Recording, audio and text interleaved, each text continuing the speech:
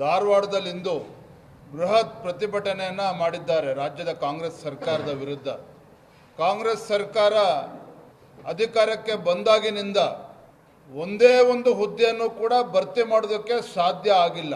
ಮುಖ್ಯಮಂತ್ರಿಗಳಾಗಲಿ, ಉಪಮುಖ್ಯಮಂತ್ರಿಗಳಾಗಲಿ, ಸಚಿವ ಸಂಪುಟದ ಸದಸ್ಯರು ರಾಜ್ಯದುದ್ದಕ್ಕೂ ಸಹ ಭಾಷಣ ಬಿಗಿತಾ ಇದ್ದಾರೆ.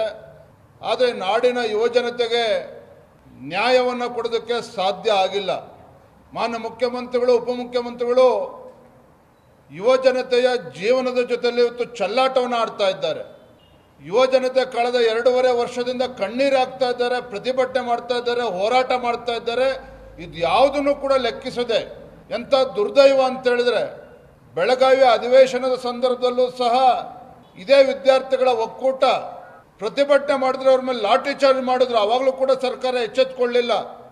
ರಾಜ್ಯ ಉಚ್ಚ ನ್ಯಾಯಾಲಯ ಮಧ್ಯಸ್ಥಿಕೆ ವಹಿಸಿ ಯಾವ ಕಾರಣಕ್ಕೆ ಮುಖ್ಯಮಂತ್ರಿಗಳ ಜೊತೆಲಿ ಒಂದು ಅಪಾಯಿಂಟ್ಮೆಂಟ್ ಕೊಡಿಸೋದಕ್ಕೆ ರಾಜ್ಯ ಉಚ್ಚ ನ್ಯಾಯಾಲಯ ಮಧ್ಯಸ್ಥಿಕೆ ವಹಿಸಬೇಕಾಯಿತು.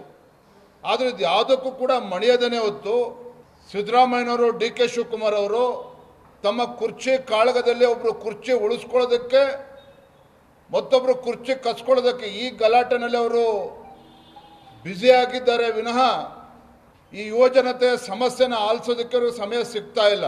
ನನ್ನನ್ನು ಕೂಡ ವಿದ್ಯಾರ್ಥಿ ಒಕ್ಕೂಟದವರು ಬಂದು ಭೇಟಿ ಮಾಡಿದರು. 2,85,000 ಹುದ್ದೆಗಳು ಇವತ್ತಿಗೂ ಕೂಡ ಖಾಲಿ ಬಿದ್ದಿದೆ.